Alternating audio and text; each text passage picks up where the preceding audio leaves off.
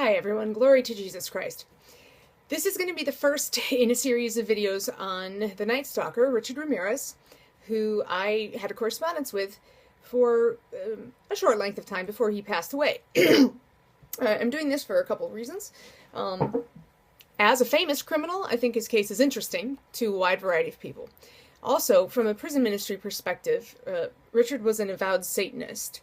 So I'm going to be talking a little bit about Satanism, about there's several different kinds, which kind he fell into, and why I decided to write this guy. So, if you don't know who Richard Ramirez is, Richard Ramirez, or was, I should say, he was one of the worst American serial killers of all time. He was convicted eventually, I think, of 13 murders, although he probably killed many more people than that. And his crimes were committed in the late 70s and the early 80s. He was dubbed the Night Stalker because what he would do is he'd break into people's homes, rob them, and then do terrible things to them. You know, he raped children and adults. He would try to force them to worship Satan. He would draw pentagrams everywhere. He was the one who was showing up with pentagrams drawn in his hands in court. So definitely a lot of issues going on there. I want to get a couple preliminary things out of the way. Okay, first off, I don't generally write to famous people. The reason is because I'm not a hybristophile. I'm not attracted to violent people. I'm not attracted, romantically or sexually to violent acts. And I don't believe in the cult of the serial killer. If you have any experience at all with murderers, and particularly with serial killers, you'll see that a lot of them do have this following of people usually of the opposite gender. It's usually the male criminals with the female groupies. I mean, Ted Bundy had them. Ramirez had them in spades. Scott Peterson even has groupies. A lot of these guys, if they're, in any way not totally old and gnarly looking, they have groupies. It's a perversion. So I don't write to famous men, generally speaking, because I'm not interested in any of that. And especially somebody who is as widely known as Richard Ramirez was. He was just automatically not on my list. Until I learned a little bit more about his crimes. And at that point, I became absolutely convicted that I had a God-given charge to write him and to say some things to him. Essentially, okay, Richard worshipped Satan.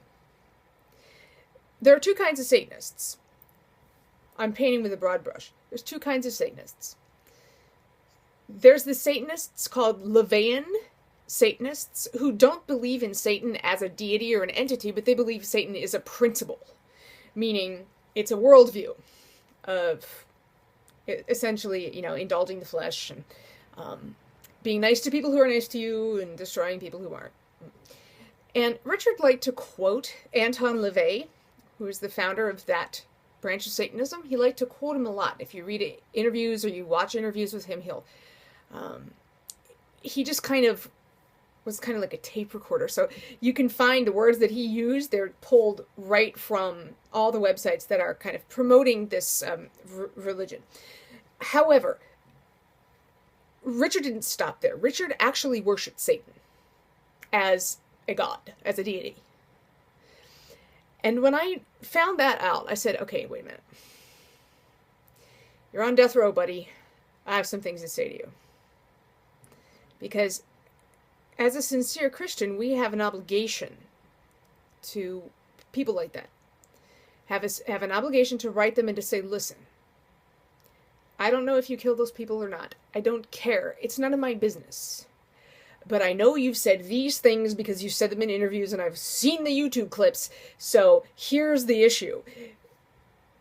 You're being deceived, buddy. Because his big thing was, I'm going to go to hell and be with Satan when I die. And I was like, yes, you are, and that's not going to be what you think it's going to be like, because Satan doesn't care about anyone but himself. So you're screwed, unless you repent now. I was nicer about it than that. But the point is, I felt a great sense of urgency. So I wrote up a letter and I sent it off. And this was about 2 years ago now. I sent him this letter. I just explained who I am, what I do. I said, I know who you are. Here's what I have to say. Please think about it. Now, of course, I'm not the only Christian to ever write Richard Ramirez. I know that. He would even talk about, oh, there's people that write me and they try to help me and blah, blah, blah. I'm beyond help. Well, no, that's not true, but I didn't hear back from him for about 3 months. So I figured I wasn't going to hear back from him. And honestly, I didn't really expect to, because essentially I was going in there with guns blazing and I was like, look, buddy, you're in serious danger. You got to get it together. And I remember I was going to the post office. I was at the post office picking up the mail. And then I had to go to the automated postal service thingy to buy stamps. And so I was standing there and there was a line in front of me. And I was looking at the return addresses on my various envelopes, because by that time I'd been doing this for a little bit while, so I could tell, okay, well, that person's and that person, so I know who this is, I know who that is. But there was this one, I didn't know who it was, and it said from San Quentin State Prison, but the name on it was this very flashy signature. It wasn't a printed name. And then I saw that it said RR San Quentin, and I went, oh my God, that's Richard Ramirez, oh my God. And I was scared to open the envelope, because I thought, what am I going to do? This is when I was still kind of scared a little bit. I was going to be like, what am I going to do if he yells at me? I mean, really, come on. Now would I even care? No. But I was a little bit nervous. But he actually didn't. Don't worry. I'm going to read you the letters in a little while. So that was, what did I say? That was about 2 years ago, maybe a little bit less than 2 years ago, fewer than 2 years. So since that time, until he passed away, and he passed away this previous summer, the summer of 2013, he would write me letters fairly regularly. I got birthday cards from him. I would write him. He would send me a lot of photographs, drawings, tracings out of comic books.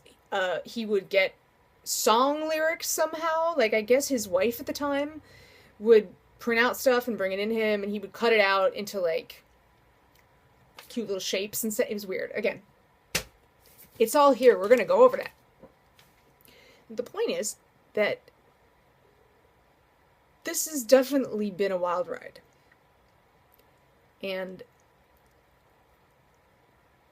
I'm running out of time on this video, so I actually think I'm going to stop, and I'm going to come back in the next one, and we're going to talk not only about, I'm going to show you everything that he sent me, but we're also going to talk about the, I don't know how to say this. We're going to talk about the energies that can be attached to objects like this.